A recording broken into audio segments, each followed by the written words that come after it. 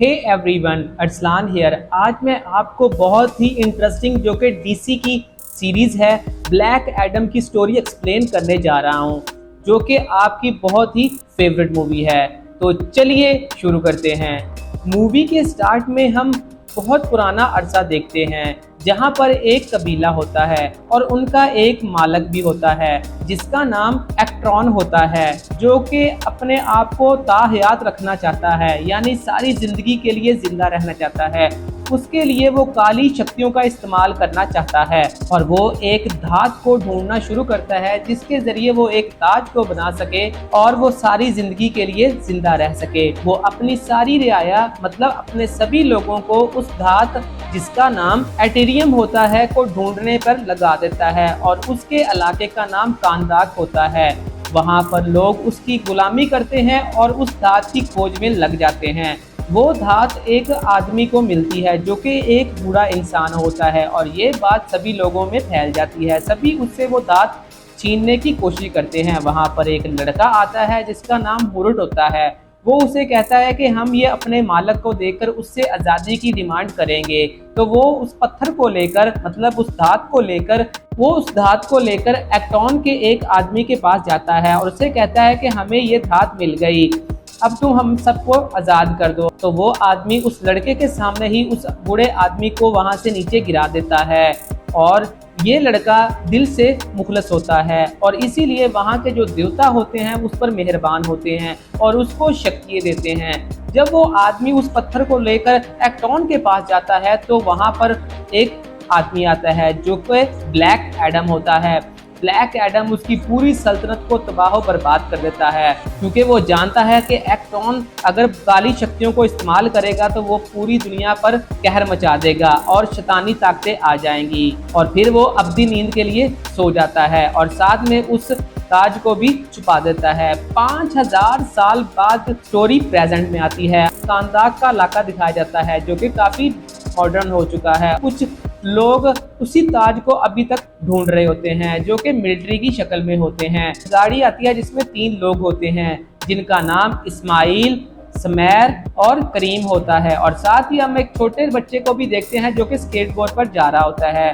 कांदाक के उस इलाके के अंदर किसी को भी जाने की इजाज़त नहीं।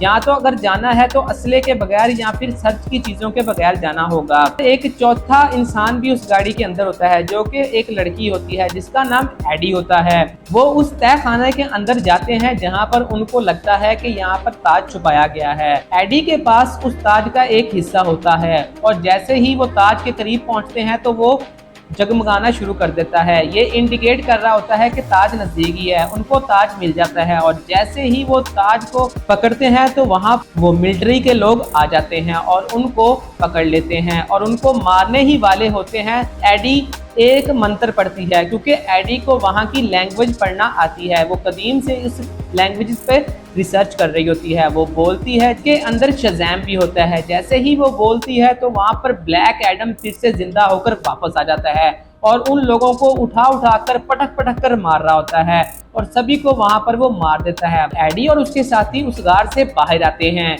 और वो ब्लैक एडम भी वहाँ से बाहर आ जाता है और मिलिट्री के कुछ हेलीकॉप्टर्स भी होते हैं और गाड़ियाँ भी होती हैं, वो उस पर हमला करती हैं। ब्लैक एडम उसे ऐसे मार रहा होता है और ऐसे तबाह कर रहा होता है जैसे उसके लिए कुछ ये हो ही ना। और फिर वो आता है उस लड़की के पास क्योंकि ब्लैक एडम को पता होता है कि वो ताज अब एडी के पास है क्योंकि एडी ने वहां पर वो ताज को चुरा लिया था। दूसरी जानब हम एंडा वॉलर को देखते हैं जो कि सैटेलाइट के जरिए इन पर नजर रख रही होती है। वो अपने JSA टीम को राब्ता करती है और हॉकमैन से कहती है एक इंसान इस दुनिया में ऐसा जाग गया है जो कि बहुत ज्यादा तबाही मचा रहा है, क्या तुम्हारे पास ऐसी टीम है जिससे तुम रोक सको? वो कहता है कि मेरी टीम में 3 लोग हैं जो कि इसको रोक सकते हैं। पहले नंबर पर एक लड़की जिसका नाम साइक्लोन होता है जो कि तूफान ला सकती है और एक लड़के को देखते हैं जिसका नाम स्मैशर एडम होता है जिसके पास छोटा और बड़ा होने की सलाहियत होती है। और लास्ट में हम एक डॉक्टर जिसका नाम फीट होता है जो कि पास्ट और फ्यूचर में जा सकता है। वो अपनी टीम को लेकर स्पेसशिप के अंदर बैठकर ब्लैक एडम का मुकाबला करने के लिए निकल पड़ते हैं।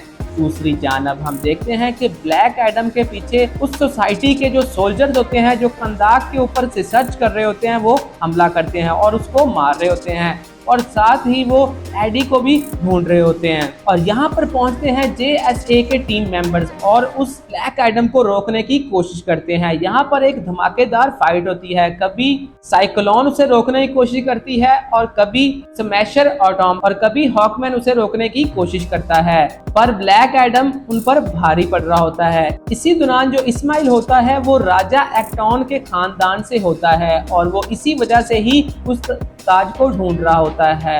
वो मौका देखकर एडी के बेटे को किडनैप कर लेता है जिसका नाम इमोन होता है।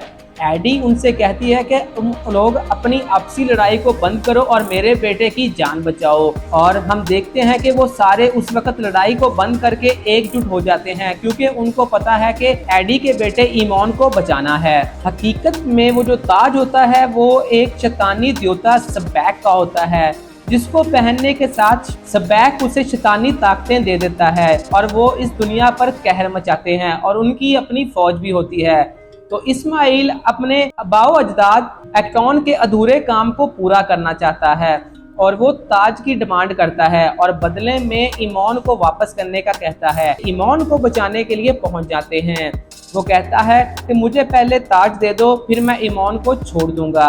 जब ये उसके ठिकाने पर पहुंचते हैं तो वहां पर एक धमाकेदार फाइट होती है और ये फाइट काफी तवील होती है और ये इस्माइल के पास पहुंच जाते हैं। ये इस्माइल को कहते हैं कि इमोन को हमें दे दो, तो वो ताज की डिमांड करता है। जैसे ही उसे ताज देते हैं तो वो अपने साथी को ऑर्डर देता है कि तुम इमोन को मार दो। इस चीज का ब्लैक एडम को पता होता है। ब्लैक एडम अपनी फुर्ती और ताकत के जरिए इमोन को बचा लेता है और वहां पर जितने भी लोग होते हैं इस्माइल समेत सभी को मार देता है। अब वो रिलैक्स होते हैं कि उसने इस्माइल को मार दिया है और ताज भी महफूज है। हॉकमैन ब्लैक एडम के बारे में पूछता है कि क्या तुम गलत लोगों को मारते हो या अच्छे लोगों को। ब्लैक एडम उसे बताता है एक्टॉन के दौर में जब पत्थर मिला था तो वो मेरे बेटे को मिला था और वो अपने मन से साफ था, इसीलिए देवता ने उसको ब्लैक एडम की शक्ति दे दी और जैसे ही वो शज़ैम बोलता था तो उसको वो शक्तियां दे दी जाती थी।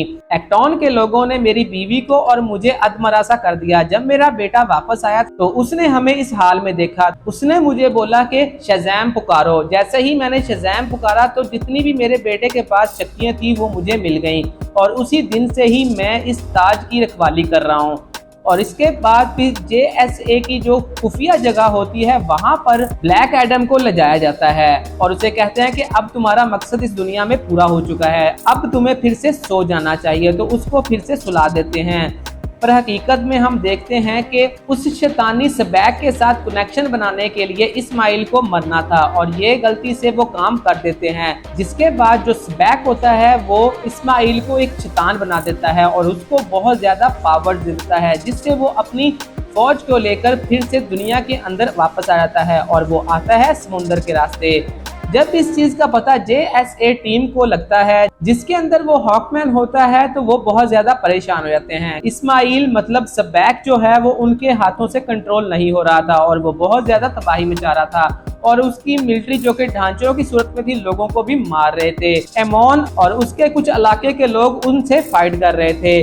जो डॉक्टर फ्रीड होता है वो शज़ैम के माइंड को रीड करके शज़ैम को शज़ैम पुकारने पर आमादा करता है, जिससे वो शज़ैम पुकारता है और उसकी पावर्स फिर से उसको मिल जाती हैं और वो फिर से जिंदा हो जाता है और आकर बहुत ज़्यादा फाइट करता है और उसको उठाकर आसमान में ले जाता है और उसको अच्छी धूल छुटाता है और साथ ही उसको सर से पकड़कर उसको 2 हिस्सों में बांट देता है और यहाँ पर ये सबैक मतलब इस्माइल को मार दिया जाता है। जब वो सब कुछ हैंडल कर लेते हैं उसके बाद हम ब्लैक एडम को एंडा वॉलर से बात करते हुए देखते हैं। तो वो उससे कहती है कि जितनी भी तुम तबाही कर चुके हो बस बहुत हो गया, अब तुम्हें और तबाही नहीं करनी, इस दुनिया में तवाज़न पैदा करना है। ब्लैक एडम उस बात से इनकार कर देता है। तो वो कहता है कि आसमानी लोगों को रोकने के लिए आसमानी ही लोगों का सहारा लिया जाता है। एंड पर देखते हैं कि सुपरमैन आ जाता है और ये खूबसूरत मूवी यहीं पर खत्म हो जाती है।